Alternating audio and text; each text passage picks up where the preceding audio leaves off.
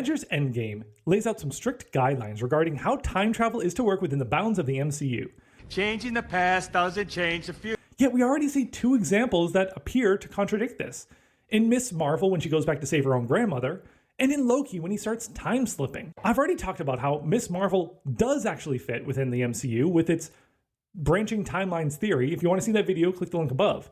But today I'm going to talk about Loki Season 2, and specifically about 5 theories that I have that when put together allows time slipping to exist within the bounds of the MCU as we know it today. Theory number 1 is that the time slipping starts because He Who Remains messed with the TemPad. So when Sylvie pushes Loki through that door back into the TVA's past, she is not choosing where he goes. If you pay attention to that scene, she makes her way around secretly to He Who Remains' desk. She reaches behind her back to that TemPad, to He Who Remains' TemPad. She activates it and a door opens, and she knocks Loki through that door out of the way. She didn't have time to set that TemPad. She just made it over there and activated it, and whatever door opened up, that's the one she pushed him through. Well, we know from later on, from a conversation that He Who Remains has with Loki later in Season 2, that he has been paving the way for everything to that point, including Loki time slipping. He is trying to get Loki to gain powers over time. And this is the first chance he has to manipulate that situation. That was his TemPad, and he had set it to whatever he wants to set it to before Sylvie activated it. And with it being his choice, I think what he did was he set the TemPad not to one time, but to many times across the timeline. So that when Loki was pushed through it, time was forced to try and hold him in multiple locations at the same time. According to the timeline, he is supposed to arrive at many different locations, but there's still only one Loki. So he shows up in one of those locations, but then time tries to correct itself, knowing he's supposed to be somewhere else, and it pulls him there as well. And that fight that time has with itself, trying to pull him between locations, is the time slipping. And this, I think, is what sets off that course of events that carries on throughout the series. Now, OB does recognize that he is stuck in multiple locations at the same time, and he has this brilliant plan to extract Loki. He has Loki prune himself off the timeline, and then uses the loom to extract him out of the timeline that the loom is controlling in order to pull him out of all those locations and into one. But there's one problem that OB overlooks, and that leads to theory number 2, that time slipping returns because the loom is destroyed. OB's great plan to pull Loki out of the timeline all at once and consolidate him again in one location is great. But there's one thing that he does not take into account. It's that the loom is going to be destroyed. This plan to consolidate Loki works. And for much of Season 2, Loki is no longer time slipping. When does he start time slipping again? It's just after the loom explodes. He's hit with a lot of time radiation, and this could also impact his ability to have these time powers, to start developing them. But a key piece there is that the loom is no more.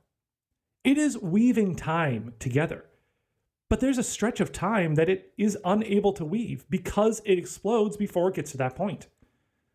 All the Loki that exists within the timeline that the loom does have control over, those Lokis become consolidated into the Loki we know. But once we hit the timeline after the loom, once we hit the post-loom era, well then the time-slipped Lokis can exist again. Loki essentially collides into this timeline where he once again is stretched to multiple locations. And the time once more starts pulling him between different points, trying to figure out where Loki should be. And he's able to essentially kind of will himself towards his friends because that's what causes branches. When someone makes a decision, the branch curls out. That makes people essentially the road signs along the timeline. And so inadvertently, Loki is finding his way to his friends because the timeline is trying to figure out where he should go, and he's wanting to go towards his friends. And so it is pulling him and hitting those branches where his friends would be. But that doesn't answer the question as to how he's able to time slip in a world that we've been told changing the past can't change the future. We've seen 3 locations, 3 different instances where changing the past appears to directly impact his own future. We see that early on when he time slips back and talks to an old OB and directs that OB to create the device, the exact device that he needs in the future. And all of a sudden, the future OB is suddenly remembering this conversation and suddenly remembering, oh yeah, I have the throughput multiplier right here. Loki is directly influencing his own future. And again, later on, when the loom explodes and Loki is moving around, he walks into a room to see himself reading a book. He says hello, and then he's pulled to another moment, and shortly thereafter becomes the one reading the book. He is both the past and the future of his own self. And when he prunes himself by the elevator, essentially, he couldn't prune himself if he hadn't already been pruned in that moment. Once again, he is influencing his own timeline. So how is that possible?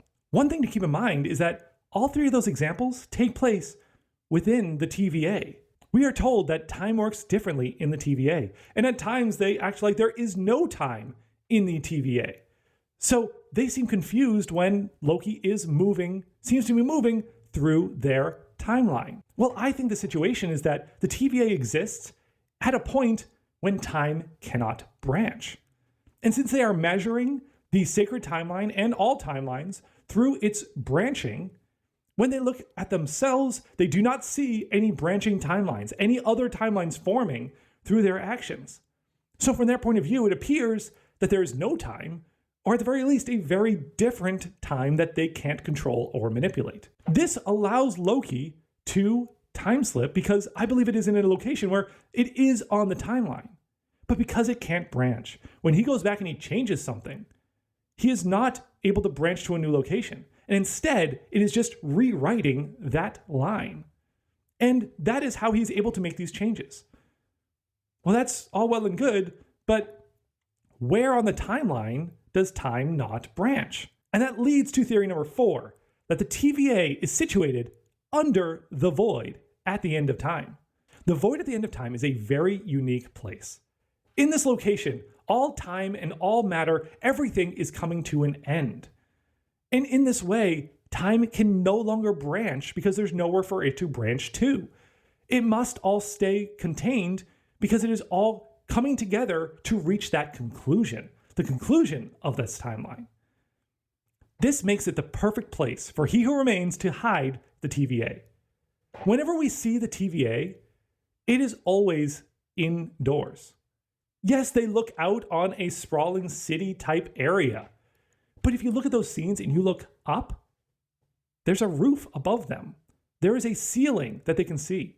You do not see sky or light or daylight anywhere in the TVA. The only place where you can see outside of the TVA itself is in the very deepest basement, where you can look out and see the loom at work. The thing is, the TVA, if it is underneath the void at the end of time, and they go all the way to the bottom of that and they look out through this area that they can look out into the timeline, they're able to see part of the timeline at work. But they don't see the whole thing. They can't see the entire loop because they are on it. They are on that small little bit at the end of time. And when Ramona Renslayer is pruned and she goes to the void at the end of time, a gust of wind blows away some brush, and we see the logo for the TVA, for all time, always. Now, some people are speculating that this means that the TVA has been pruned, and it very well could be that bits of the TVA are going to this void at the end of time. But I actually think that's something a little bigger. I think that is the roof of the TVA itself. When they are pruned out of the TVA, they are not going to another time. They're just going up. They are appearing again at the void at the end of time, which is where they are. It's just putting them in a different location. This would allow the TVA to seem like a timeless location, and yet still allow Loki's time slipping to work there in exactly the way that it does. And with all this combined, we end up with a Loki with this time power. He is able to time slip around and control it because he knows to direct the timeline to place him along the branches with his friends. And he can move around to the locations with that time aura that he needs to look for. But his time slipping changes. As he progresses, as he gains a mastery over this, it changes from him popping out of existence in one location and popping up again somewhere else. And he starts re-inhabiting his body from another point. At this time, I think his power over time is evolving. He is constantly being bombarded with this time energy. Every time he time slips, he's going through the timeline at fast speeds. Every time that he is by the loom when it explodes, he's being bombarded with that time radiation. As an Asgardian, as he gains power and as he ages, he gets stronger. His mastery would continue to grow. This allows him to continue expanding his power over time. And this allows his time slipping to change.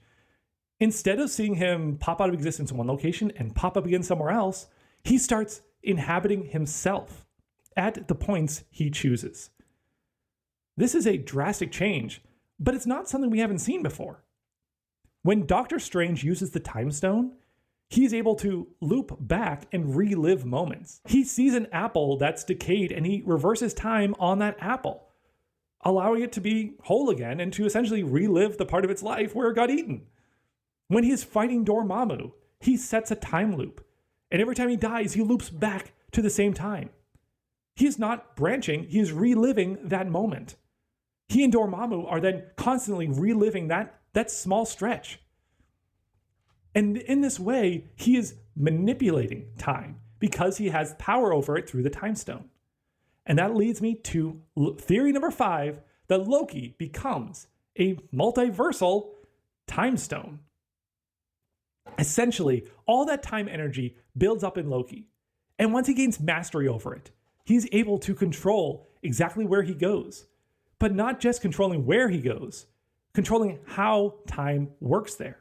He's able to manipulate the time itself. And as such, he's able to constantly relive and loop that moment in the TVA before the loom explodes. In this way, he is now looping time. He is no longer moving through it, but he's manipulating it. In the same way we saw Doctor Strange manipulating time with the Time Stone. And with this, he's able to keep living the same moment over and over until he's able to find a solution that works for him. And with these 5 theories, this now gives us a Loki that is able to move through the timeline to different branch timelines, who is able to move within the TVA that doesn't branch and is therefore rewriting itself. And is able to not just move through time, but manipulate it in the same way that we've seen time manipulated already through the Time Stone. And with all that, I think this does allow it to work within the bounds of time travel as we've seen it in the MCU. He is not just erasing the whole idea of you can't rewrite time, because he's specifically rewriting time in the TVA. And then he's specifically reliving time and manipulating time itself. No longer time traveling, but time manipulating. So there are my theories on why I think this all works. Why I am okay with Loki's time slipping, and how I'm okay with this in regards to how it works within Endgame's rules. If you disagree, if you think I am way off base, let me know. I love hearing your comments. And as always, thank you for watching.